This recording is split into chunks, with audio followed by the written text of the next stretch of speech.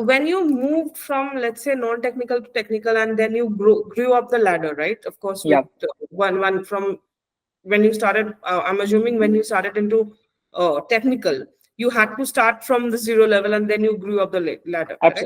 absolutely, absolutely. Right. So I want to know, how did your role pivot when you when you moved from, let's say, mid management to senior management? How did your role pivot? What were the Oh, changes that you felt that, okay, this is something that I have to maybe stop doing, or this is something I should start doing? yeah.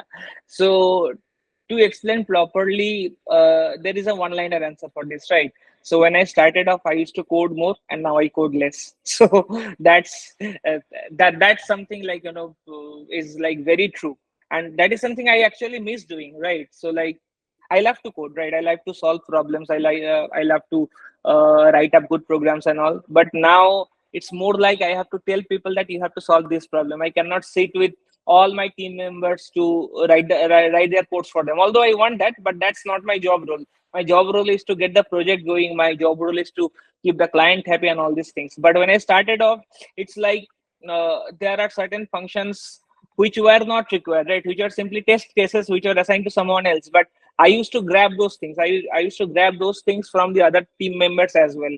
And these things are, like when you are getting into a project as a fresher, it is very important that your project manager sees you someone to whom they can rely on, to whom they can give responsibilities to, right?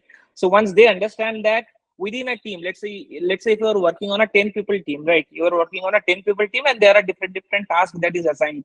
So within this 10 people team, even if you can take charge of 3 people's task and present that to the manager, the manager can think, okay, so I can move this particular individual to the next ladder, maybe next appraisal, right? So that kind of impression you need to put up.